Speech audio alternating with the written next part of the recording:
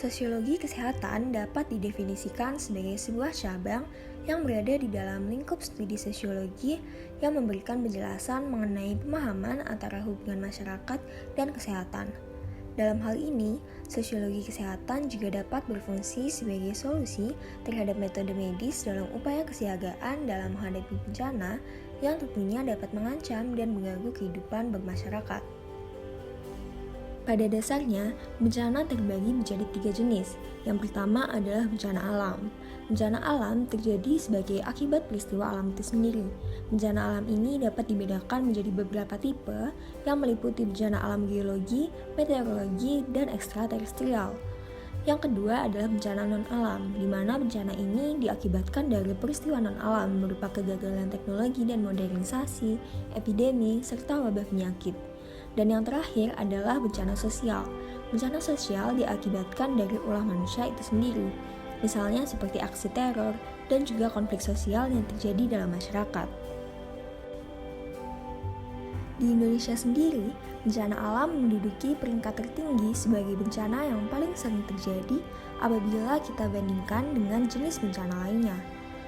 Hal tersebut disebabkan oleh letak Indonesia yang memang berada di Ring of Fire Pacific. Apabila ditinjau dari peta sebaran kejadiannya, bencana alam tersebut cenderung banyak terjadi di Pulau Jawa, Pulau Sumatera, Pulau Kalimantan, dan Pulau Sulawesi. Terjadinya suatu peristiwa bencana juga dapat dibagi ke dalam 3 fase. Ketiga fase tersebut dapat meliputi fase siaga darurat, fase tanggap darurat, hingga fase pemulihan darurat. Yang pertama adalah fase siaga darurat. Yang menjadi fokus utama dari fase siaga darurat ini berada pada upaya rescue, di mana upaya rescue merupakan upaya untuk menjauhkan masyarakat dari berbagai kondisi yang berpotensi menimbulkan kerugian. Kemudian yang kedua adalah fase tanggap darurat. Fase ini berfokus pada fase relief, di mana program kesehatan harus dipastikan bisa tetap berjalan sesuai dengan persyaratan minimal yang telah ditentukan. Sedangkan fase yang terakhir adalah fase pemulihan darurat, di mana fase tersebut berisikan upaya-upaya yang harus dilakukan untuk mengembalikan situasi agar seperti sedia kala. Terjadinya suatu bencana kemudian menghasilkan dampak yang dapat berupa jatuhnya korban jiwa, kerusakan lingkungan, kerugian harta benda, maupun gangguan stabilitas ekonomi. Intensitas besar kecilnya dampak bencana dapat dikategorikan berdasarkan pada tingkat ancaman, kerentanan, serta kapasitas untuk menanggulangi bencana tersebut. Benson dan Clay membagi dampak bencana menjadi 3 bagian. Yang pertama adalah dampak langsung. Dampak ini biasanya mengakibatkan kerugian finansial dari kerusakan aset ekonomi yang dapat berupa tempat tinggal dan tempat usaha. Yang kedua adalah dampak tidak langsung. Dampak tidak langsung terdiri atas berhentinya proses produksi serta hilangnya sumber penerimaan atau flow value. Yang ketiga adalah dampak sekunder atau lanjutan. Dampak ini menyebabkan terhambatnya pertumbuhan ekonomi, terganggunya rencana pembangunan yang telah disusun, serta meningkatnya angka kemiskinan. Salah satu dampak permasalahan yang paling sering terjadi akibat bencana juga biasanya akan menurunkan kualitas hidup penduduk yang ada di sana. Dalam hal ini, pengungsian merupakan titik awal permasalahan sebelum berkembang menjadi permasalahan di bidang lainnya. Misalnya seperti kurangnya air bersih yang menyebabkan munculnya beberapa penyakit menular, tempat tinggal pengungsian yang tidak memenuhi syarat, dan kurang memadainya persediaan pangan yang juga dapat menambah daftar permasalahan kesehatan lainnya. Dampak yang ditimbulkan akibat terjadinya suatu peristiwa bencana terhadap kesehatan masyarakat memiliki tingkat kerelatifannya masing-masing. Seperti misalnya pada bencana alam gempa bumi, yang kemungkinan besar akan lebih memerlukan perawatan medis pada korban-korban yang mengalami kasus cedera. Sedangkan untuk bencana alam banjir memerlukan waktu yang relatif lebih lama karena bencana ini menyebabkan kerusakan pada sistem sanitasi dan air bersih yang nantinya juga dapat berpotensi menimbulkan terjadinya kejadian luar biasa.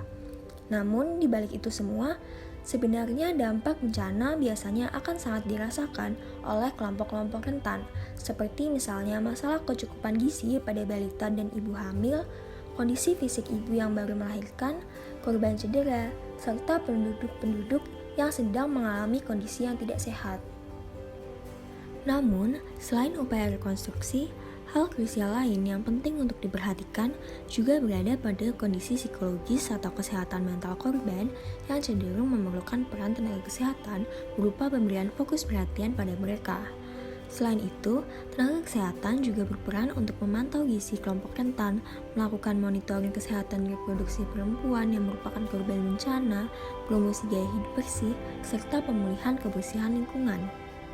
Karena adanya kerumitan dalam upaya mengatasi masalah dan risiko buruk dari terjadinya suatu bencana, maka dibutuhkan keberjalanan peran dari berbagai pihak, termasuk di dalamnya peran dari tenaga kesehatan dan juga peran masyarakat itu sendiri dalam upaya mereka melakukan penanggulangan bencana. Lalu dalam pelaksanaannya, perlu diperhatikan juga hak-hak akan terpenuhinya kebutuhan dasar, perlindungan sosial, pendidikan penanggulangan bencana, serta partisipasi masyarakat dalam proses pengambilan keputusan tertentu. Maka dari itu, upaya penanggulangan bencana dapat dilakukan melalui tahap-tahap sebagai berikut yang meliputi tahap pra-bencana atau mitigasi, tahap saat bencana, hingga tahap pasca bencana.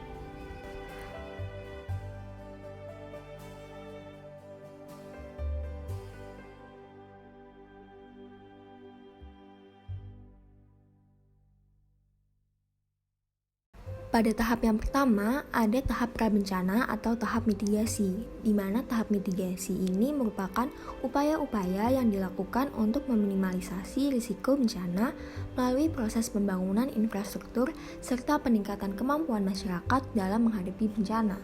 Dalam hal ini, masyarakat dapat menimbangkan perannya dengan berpartisipasi dalam pengambilan keputusan tentang pencegahan dan penanggulangan bencana. Kemudian, selain itu, masyarakat juga dapat mengembangkan budaya sadar bencana, bergabung dalam organisasi penanggulangan bencana, mengikuti pelatihan-pelatihan tentang tanggap darurat, serta menyebarluaskan informasi yang benar dan akurat tentang bencana. Namun, peran yang tak kalah dibutuhkan juga tampak pada hadirnya tenaga kesehatan. Tenaga kesehatan berperan untuk memberikan edukasi dan promosi terkait kesehatan seperti pencegahan bencana, tanda-tanda terjadinya bencana, upaya penanggulangan yang dapat dilakukan masyarakat, dan respon yang tepat dalam menghadapi suatu bencana tertentu. Pada tahap yang kedua, ada tahap saat bencana atau tanggap darurat. Pada saat suatu bencana itu terjadi, maka aktivitas utama tentu difokuskan untuk mengevakuasi korban, memenuhi kebutuhan dasar, proteksi atau perlindungan, pengurusan pengungsian oleh masyarakat, hingga upaya pemulihan sarana dan prasarana untuk menyelamatkan diri, orang terdekat, serta harta benda. Dalam tahap ini, tentunya sangat memerlukan peran penting dari para tenaga kesehatan. Tenaga kesehatan memiliki peran untuk melakukan perawatan, baik perawatan pada komunitas, perawatan terhadap individu serta keluarganya, perawatan psikologis atau kesehatan mental, juga upaya-upaya perawatan pada kelompok-kelompok rentan. Di sini, mereka jugalah yang nantinya berperan untuk membuat surat rujukan ke rumah sakit terdekat, mendistribusikan obat dan alat kesehatan, serta mengelola terapi pasien selama berada di kondisi bencana. Pada tahap ketiga atau tahap yang terakhir, ada tahap pasca bencana, di mana tahap pasca bencana itu sendiri merupakan tahap setelah terjadinya suatu bencana. Upaya pada tahap ini berfokus pada berbagai macam kegiatan yang dilakukan untuk memulihkan berbagai kondisi agar dapat menjadi seperti sedia kala. Salah satunya berupa usaha membuat rencana rehabilitasi dan rekonstruksi pada sarana dan prasarana publik, yang juga dapat dibantu dan dilakukan oleh masyarakat.